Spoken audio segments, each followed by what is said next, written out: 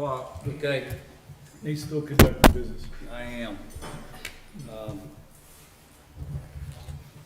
Shoot. I'm gonna teach you how to do that. You all set, Riley? I don't want to lose this email. You good? Okay, welcome to our February 10th Town Council meeting. I need a motion to call this meeting to order. Motion. Second. And also, just want to, I'd like to try to start the meeting out with something positive. And last week, I had a graduate student that reached out to me. He's majoring in political science. And we must be doing something right here on Beach Mountain, because he wanted to have an interview with me, and I felt uncomfortable with that, so I dragged Chief Pudney in on it with me this morning. So we had a really good interview in Eagle Scout, and it was nice that we could participate and help him out with what was the project, Chief? Was it like It was a local government governance project for school. Yeah, so it was nice that he reached out to us and we were able to help him out. That's because 3 other people said no.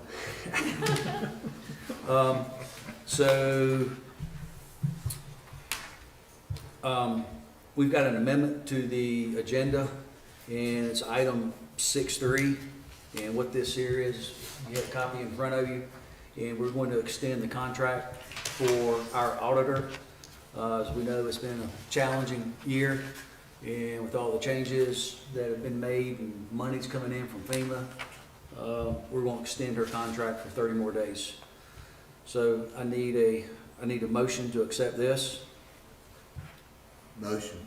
Second. Second. Any discussion? Why only 30 days? We'll have it done by then. Oh, okay.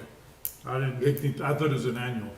Well, no, she does have an annual contract with us, and it ends on the 12th of February. And we only have a draft, and so we need to extend it at least 30 days. I expect to have it completed end of the week. Fine. Thank you. All in favor, say aye. Aye. And opposed, same sign. So to clarify, it's going into 6:30 a.m. to consent. Correct. Okay, thank you. Thank you. Wasn't clear on that. Also, I need a motion to adopt our agenda. Motion. Second. Any discussion? All in favor, say aye. Aye. All right. All right. Alan? Yeah, I hope everyone's been enjoying our winter. I'm ready for spring now. Everyone's ready for spring. You doing all right? Our Bible verse today is, "Give thanks to the Lord, for he is good. His love endures forever." Let's bow our heads. Heavenly Father, we thank you and praise you for all you have done for us. We thank you for the splendor of this mountain and your whole creation, for the beauty of this world, for the wonder of life, and your love for us. We thank you for the blessing of family and friends, and for the loving care which surrounds us on every side. We pray that you will continue to be with all our residents, our mayor, vice mayor, this town council, our town manager, and all the town employees. May God bless Beach Mountain, and may God bless the USA. Amen. Amen. Amen. Pledge of allegiance, please. I pledge allegiance to the flag of the United States of America and to the republic for which it stands, one nation, under God, indivisible, with liberty and justice for all.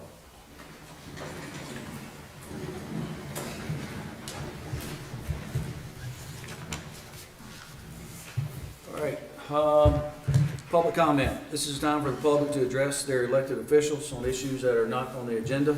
The only person that signed up today, since we haven't seen her in a while, is Emily.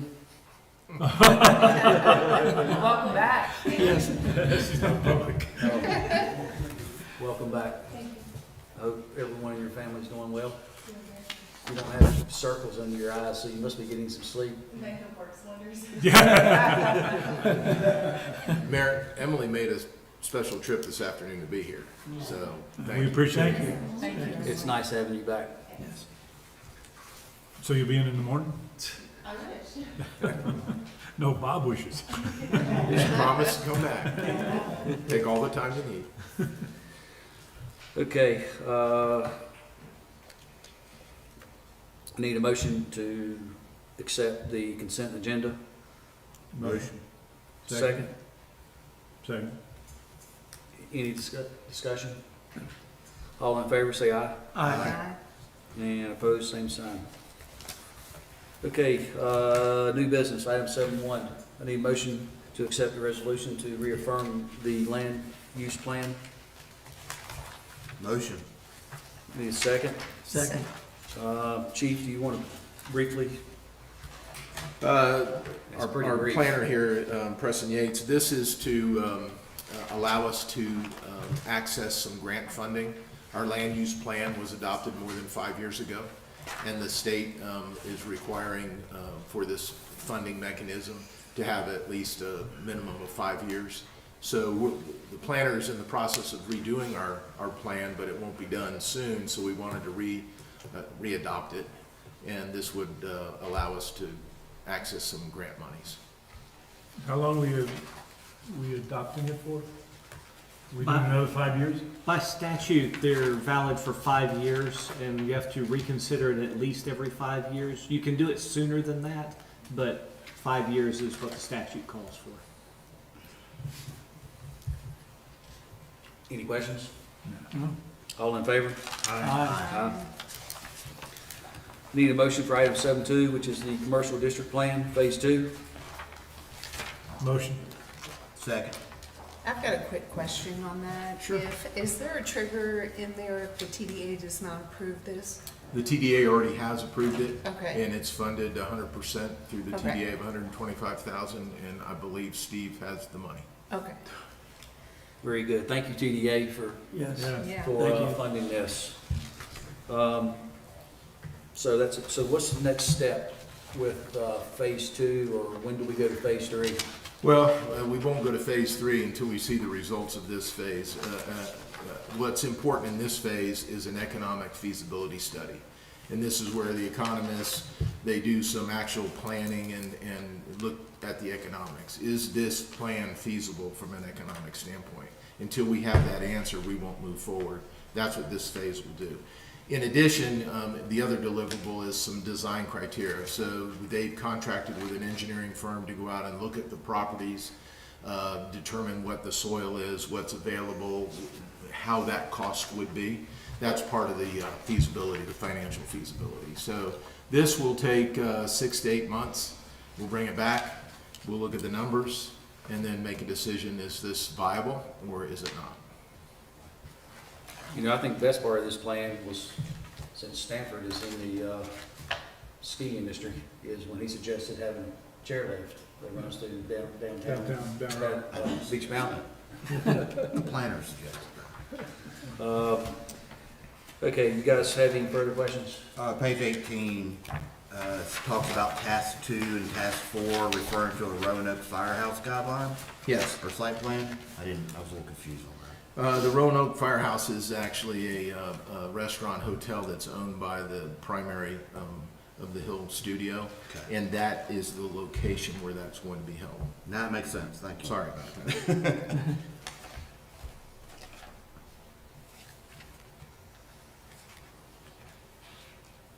Everyone good? Yeah. Yes. Take all the time we need. All right, all in favor to approve item 7.2? Aye. Aye. Opposed, same sign.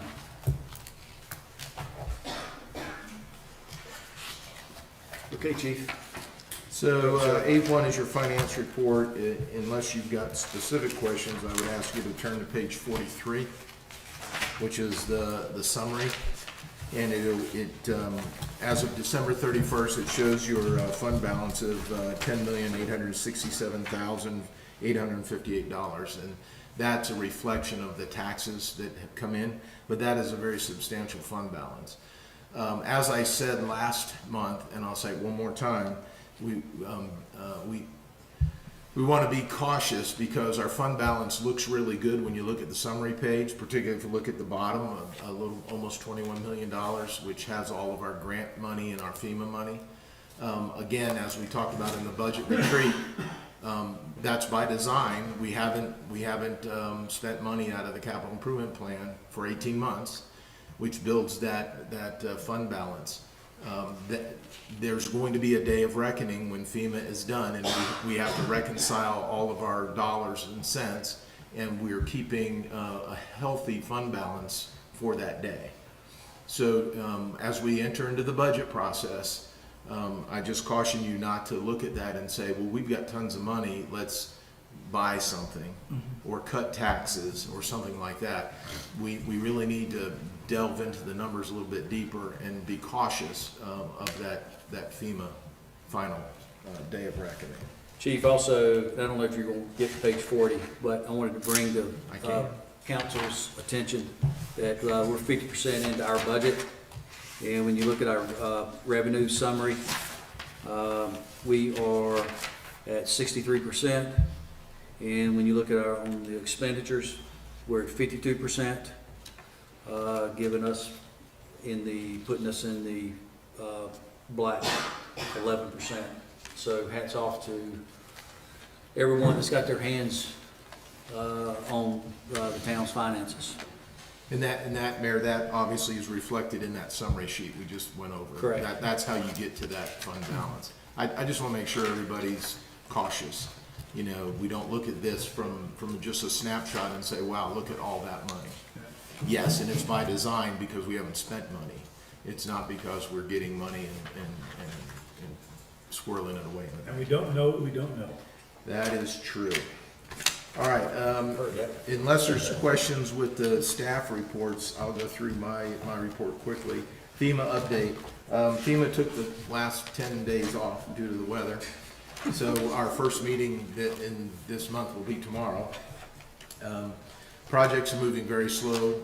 We're not making much progress at all. Steve just put together a synopsis of the dollars that have been obligated, which means they've been approved and not paid, and it's substantial. And we haven't received funding in quite some time, so that'll be on the agenda for tomorrow. Buckeye Lake, we're waiting for the ice to melt to finish the bypass pump installation. Met with the engineers today to put the finishing touches on that. The Pinnacle well is online still at limited capacity. We'll rehab that well in early spring. The Cherry Gap site is finished. We're finishing the grades. All the material has been moved, and it'll be weather dependent on how when we get that done. Our pavement patching, we got about 90% of what we needed to get done with that little warm spell we had. We did not get all the patching that was scheduled to be done, but we got a good portion of it. So I know some of you have been getting calls, you fixed this road and not that road, or you fixed my road or my neighbor's road and not my road. We didn't get it all, and we will as soon as we have an opportunity to. Charter Hills Road slide is ready to go to bid. I think we'll open that in April. I'm going to try and get it to you at the April council meeting, as well as the Buckeye Creek slide over by Shane Park. So that's pretty much what we have on the agenda for early spring. Good news. The town yesterday was awarded $10 million grant from the state for water and sewer improvements. That is, it's not a loan. We don't have to pay it back. It's $10 million. So that we put that in for additional water storage. We're going to add 300,000 gallons of water storage tanks up on the mountain, add to what we have now. We're adding generators at our water pumping stations that we currently don't have. On the sewer side, we're putting in about 15,000 feet of sewer line, replacing it, about 50 manholes, and some generators on the sewer lift stations. So this $10 million is going to take us a long way in improving our infrastructure without using tax dollars and without borrowing money and additional debt service. So that's a big deal. That's excellent. Public communications, we talked about this at the budget retreat. So after the budget retreat, we had the Sunshine List, which is the email list that we use to blast out town information. We send the agenda out, and Emily sends out all kinds of notices. A link has been put on the website so that people can sign up for that. in lieu of calling town hall. We put it up and immediately got a ton of inquiries, none of which were real people. They were all bots and spam and things like that. But it's there, and we found out that our Code Red button, where you sign up for Code Red, wasn't working. The company had made a software change, and we're putting that together. As importantly, I asked Armando of the Visitor Center to put together a comprehensive list of all the public outreach and information that the town currently does. Let's take a look, let's measure what we're doing and maybe where we can improve. And it's an impressive list. It was things I didn't know about. Everything from the radio station to websites to printed media, a lot of things. So I'll make that available to council as we go through the budget process, because I know that was an issue at the retreat. We wanted to increase our public information. Let's see, financial reports, I went through that. Well, if you look at page 48, I thought this was impressive. This is the Parks and Rec report. $14,642 of revenue went to the Parks Department from our parking lot. If you'll recall, your decision a couple years ago when we put in the parking lot was that the net revenue would go to the Parks and Rec Department. So there's, in 1 month, this was actually in January, almost $15,000 went to our Parks and Rec Department. So the benefit of the parking lot is seen in our Recreation Department. So that was a number I thought was interesting, and we would point that out. You need to know, if you didn't know, that winter weather has taken a toll on our budget. Salt, well, let's talk about salt for a minute. There was an ice storm across most of the eastern United States, and everyone that used salt ran out of salt, except us. Bottom line is you couldn't get resupplied, and DOT changed their policy on how they would apply and how much material they would apply because they were low on inventory. Our salt, we had to go to Kansas to get another 100,000 tons of salt, which is an inexpensive thing to do. And we've been helping out and helping DOT with salt so that we can keep the parkway clear. That is an negative impact on our budget. Our overtime. If you've noticed, the snowstorms come on Friday afternoon. Our employees leave at 3:30 on Friday, and I've had them in working 24 hours Friday night, Saturday night, many times, and some into Sunday. So our overtime budget has been impacted negatively. Not to mention the fact that our folks are tired. We've done this week after week. This will be the third week that we just completed where we brought in overtime. Police and Public Works. So know that we're going to probably come to you with a budget amendment as we get closer to the end, and we'll see how the winter plays out. Chief, will DOT reimburse the town for the salt expense? They may. That was not a criteria.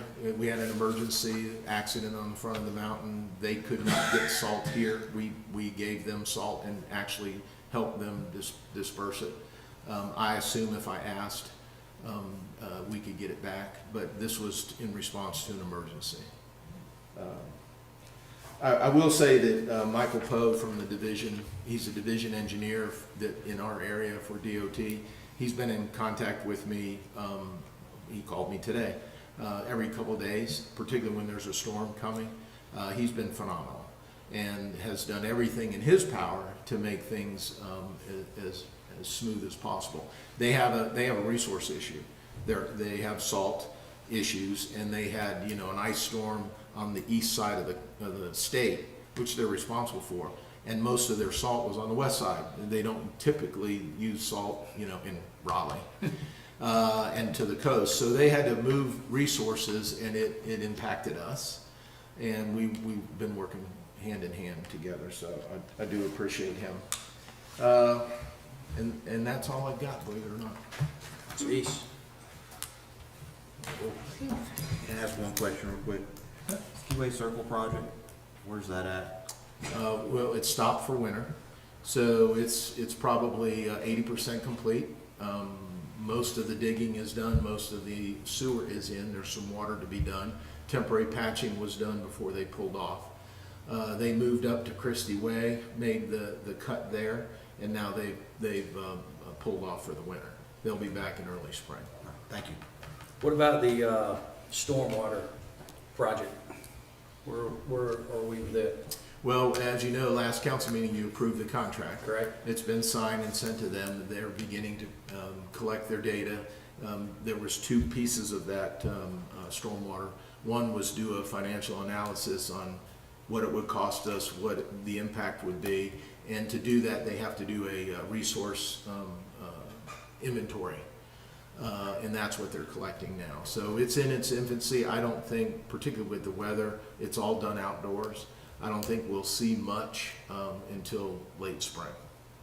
So we established a stormwater fund for this, is that correct? No, that's what we're trying to do. That's what this engineering firm is going to eventually come back to you and say, Right. this is what we recommend, a stormwater utility. And then will that have to be approved? There'll be a rate established either by the town or by these folks. Well, you'll have to approve whatever is decided, and it has to go To the state? To the state, Okay. yeah. If you recall, this is probably a 18-month to 24-month process. After we get the information back from the engineer, let's say the engineer comes back and gives you a model and says, this is what we recommend, and you say, this is what we want to do, let's go forward. It's probably 18 months to get that done and begin collecting taxes on the utility. So it won't be a short-term project, and the solutions will be even longer. So we've had a few comments from our residents about the stormwater runoff on Christie Way and also Skiway.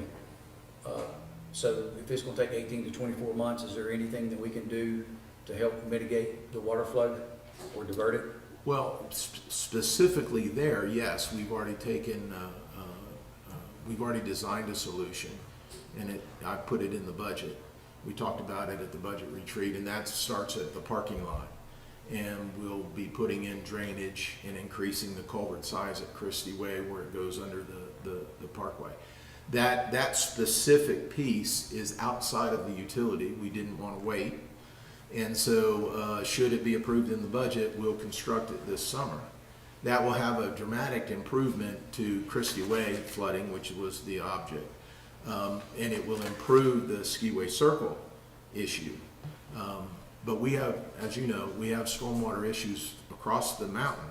And that's the reason we want a utility. If we simply go pick, I call it the shotgun approach, if we just pick a spot and go work on it, we'll never accomplish the overall goal of a efficient stormwater, handling stormwater on the mountain.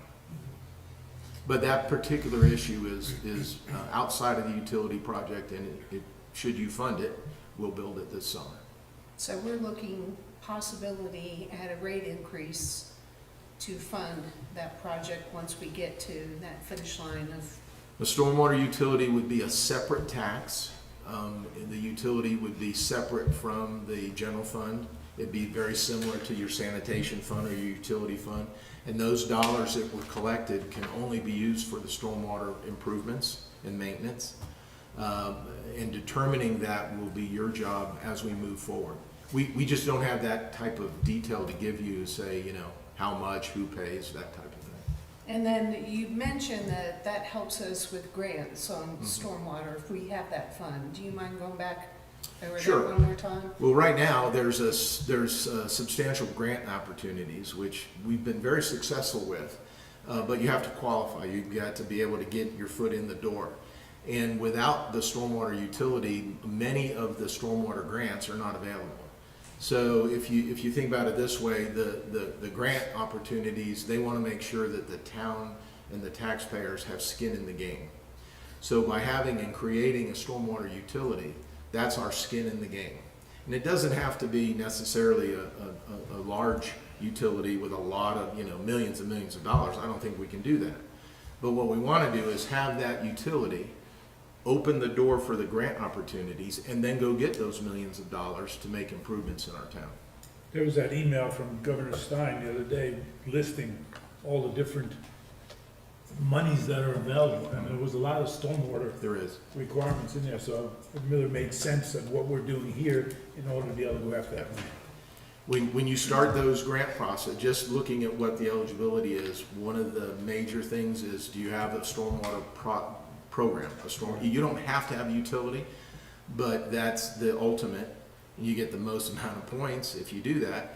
And so it's much like our utility. This $10 million that we received yesterday was because we have a utility, and those dollars were opened up because we had a utility. If we were a town or an entity like Eagles Nest, where there is no utility, those funds would not be eligible even to apply for. So it would be similar on stormwater as it is with our actual utility.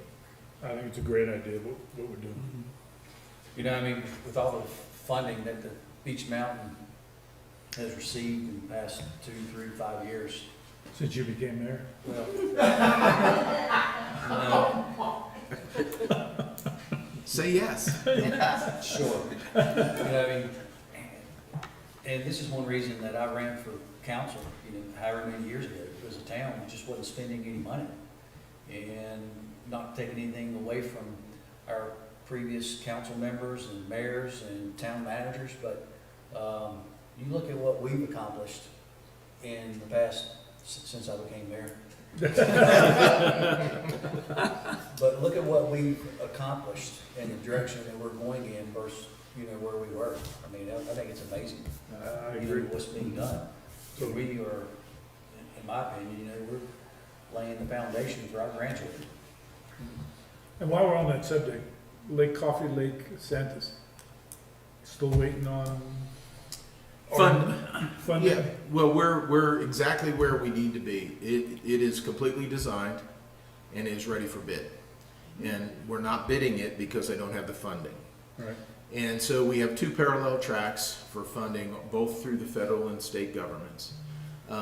Phase 1, which was the design, was fully funded by FEMA at $2 million. And we've received that. And we've received that, and we're closing that out now. And when we close that out, we have made a request for phase 2. And the difficulty there is those dollars were ARPA funds back from COVID. And when we started the Lake Coffee, there wasn't a Helene. Yeah. So this was the pot of money that we were eligible for, and we got phase 1. Those ARPA dollars have been expended, and they don't have the pot of money that we need to do coffee. It doesn't mean that they can't come up with it, but it makes it more difficult. So we're waiting to close out phase 1. We've made the request for phase 2, and we're waiting for determination. So our other parallel track is Helene has billions of dollars in their pot of money. The federal government has put billions into Helene. And so we've had substantial damage to Buckeye Lake. Predominantly the intake structure, the water plant, and the dam. And we've got to the conclusion with all the engineers that the lake has to be drained to make the repairs, and it has to be drained for a period of months. Well, obviously you can't drain our lake for months, and we can't have drinking water. So we're trying to tie coffee into the damage to Buckeye, access that larger pot of funds. And so the issue, that's why we have a temporary bypass pump, so that we can operate temporarily under emergency situation while coffee may be built. When coffee is built and online, we can switch to coffee and drain Buckeye, make the repairs to Buckeye, and then go back to normal operations. We've made that request to FEMA. They haven't said no. It's about a $38 to $40 million ask to FEMA, and so we're following that path as well. One of the two has to come in because we don't have that type of funding available, even with the bond, which I don't really want to use. We don't have that money to build coffee. So we're holding off on the bid. No need to bid. It's expensive to bid if I don't have the funding to enter into a contract within 60 to 90 days. So that process, both of those are going, they're on track, and we just don't have any answers yet. So if something happens, God forbid, at Buckeye, and it's catastrophic, it will shut this town down. Yes, sir. Will that have any bearing on the decision-making with FEMA? Well, I don't know. You like to think so. Well, I don't know. I mean, the issue is we have the damage. It's damaged now. The solution means we close the town or we build a secondary water supply. We have, and there's some positive stuff. We have a shovel-ready project. That's the key word. Yeah. We have a shovel-ready project designed, the permit is in. So it really just requires some people, logical thinkers, to sit down and say, this is a big ticket item, but you know, Beech Mountain has got to have water, and this is the solution, and we need to fund it. And the FEMA regulations do speak to disaster mitigation, so that if you have another hurricane come through, that you're more resilient and you're not going to be back in the same spot that you were, or in this case, you're not going to lose your water supply and be left without. So that's part of the hook, I think, from reading the regulations, that this would qualify for FEMA funding because it is a mitigation type project. You just have to sell it to the federal government to convince them that yes, it is. Yeah. And that's our job, and that's what we're doing. I just don't have any answers for you. Well, But I appreciate the update. We're well along the way. The fact that phase one is complete, and it's a complete design project, And it's shovel ready. and it's shovel ready, and permits are, for the most part, in hand. We still have a few environmental issues that have to be worked out, but The bats. the bats are one of those. Speaking of Lake Buckeye, has there been any progress on the box culvert down there? I know that you were. No, that's one of the things that's on our FEMA list. We're still discussing the engineer's estimate versus the CRC, which is the FEMA costing component. And we're off about $1.2 million on the project, and we say it's $1.2 million more than they say it should be. So we haven't resolved that yet. Okay. That will be discussed tomorrow, and if everything goes the way it has always gone, there won't be a Won't be an resolution. Thank you. I think Shane Park came up maybe during our budget retreat or at the last meeting. Shane Park was built in a flood zone, correct? Do you know, I won't hold you to this number, but do you know the dollar amount of damages that were at Shane Park? Well, they're in separate projects. So Shane Park building is different because it was insured, and so that is a different project. The parking lot and the campsites are in a FEMA project. They're not insured, and right now it's tied into the Buckeye Road, Buckeye Slide. So it's probably about $250,000 for the Shane Park insured building, and probably about $1.2 million for the rest of the park. And I say this gingerly because I know there's a lot of folks and our visitors use Shane Park, but, and maybe this storm that Helene was the 100-year storm, but I think we need to think about, do we want to pour good money into bad money? And I'm not saying we don't need to do anything at Shane Park, I'm just making a point. You know, we've got a small pot, and depending on what FEMA is going to reimburse us, I think we need to take a look at how much money we want to invest in Shane Park. My intent, Mayor, is not to use general fund tax dollars to rehab Shane Park. We have insurance on the building, which should return it to its pre-storm condition. And FEMA is not hesitant to help us with the land because of the creek. The Buckeye Creek comes through Shane Park, and it has to be restored, and there's quite a bit of regulations to that. The engineering that we're currently going through to restore that creek has mitigation. The town attorney spoke about mitigation, and FEMA is all about paying you more money to mitigate it so that it doesn't happen as badly again.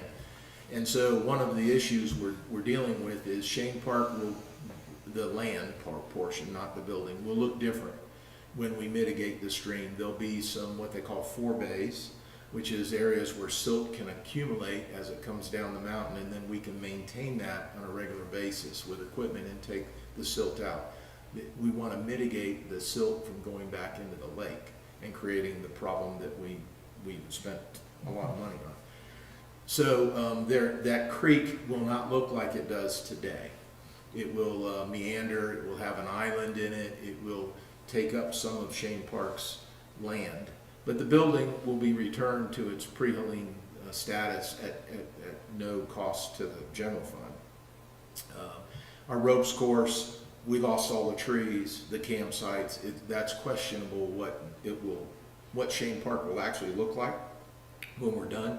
But there's substantial funding available that we're taking advantage of on that stream restoration, because I want to keep the silt from going back into the lake. We can't continuously, every time we have a bad rainstorm or a 100-year flood, fill up our lake that is our drinking water. So, long answer, we don't have the final design, but there's going to be substantial changes to that area that we expect the federal government to pay for. But it'll still remain in a flood zone. Well, flood zone is the wrong terminology. It's not a flood zone. The flood maps, the government's flood maps don't have it in a flood zone. It floods all the time because of the creek, and it's low. So we don't call it a flood zone, but we do know that it floods.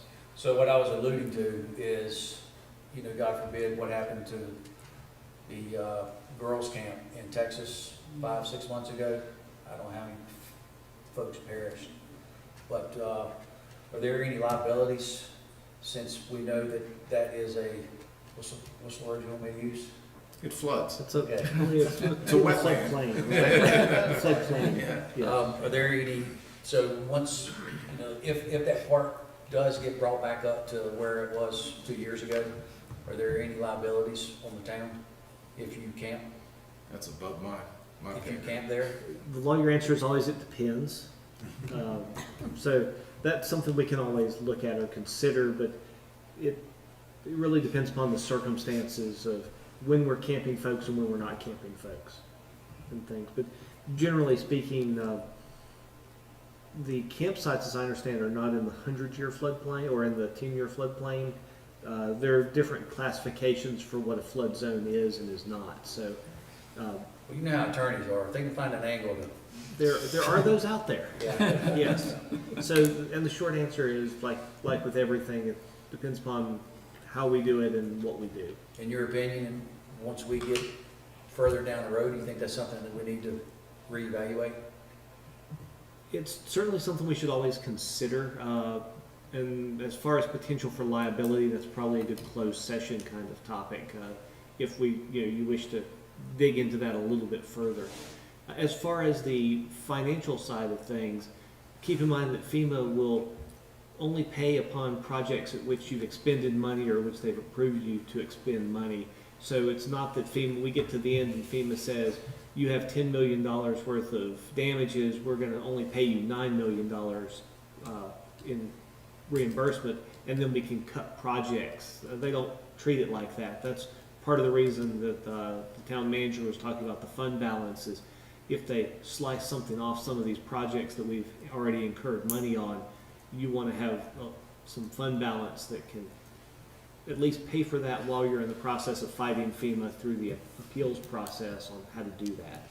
But as far as how you want to reconstitute, or if you want to reconstitute the campsite, funding's one portion of it. The potential for your liability, as you said, might be another portion of it. So when we go back to FEMA, I know that we did a lot of fundraising for Shane Park. So does that separate it out from what we're trying to recover back? Or is that all kind of together? Fundraising before the storm would not impact it. Okay. FEMA only pays if there's no other source of funding. So Okay. if we have insurance, they say, well, insurance has to pay first. if you go out and raise $10,000 for Shane Park, they will say, we're going to use the money that the town raised first and not pay out of FEMA money. So Gotcha. FEMA money is the funding of last resort if it's the town that's raised the money. Okay. Now, if there's a private entity that has money to support other trails, parks and recreation, things like that, that's fine, but as far as our right to the money, if we have a right to use it for a certain purpose, FEMA will say you're gonna use that first. Okay. So what I was trying to accomplish here for our three guests is to give them their money's worth and have a filibuster till like 5 o'clock, but I don't know if we're gonna make it. You guys have any more questions? No. All right, Town Chief, are you done? I'm done, thank you. Yes, sir, thank you. Thank you. Thank you. I'm just glad we got some money out of Ford today. Yes, Board, really. Yeah, I mean, That's the most I've heard him speak in a long I'm time. happy to filibuster as much as you'd like. As he charges by the word. That's true. All right, we'll start over again. Alan? Yeah. Bob Putty already touched on this previously, but big shout out to Public Works and our police department, the fire department, EMS. They have been extremely busy, and you know, they're out working at all hours of the night in very, very extremely cold and icy conditions, and a big shout out to them. Thank you very much for all that you do on a yearly basis. They cover us 365, so thank you again to them. Yeah, one thing that got overlooked at our last meeting was our rec department put on a great Christmas parade, and nobody gave them any accolades, and I like to take this time to do that. It's not something that's done in 5 minutes. The new routing, I think, was fantastic. It got people more in one place. I think the participants in the parade got a lot more out of it. So kudos to all those involved in the Christmas parade. It was And the a big Santa's step up. workshop was Yeah, and the great. Santa's workshop. I can't say that, my wife is involved. But, yeah, that was great. And I'm just proud to be a part of Beach Mountain. I think we got a great group here, we got a great town, and we continue to strive. I mean, another $10 million in grant money that keeps taxes down. So we're all we're all rowing in the same direction.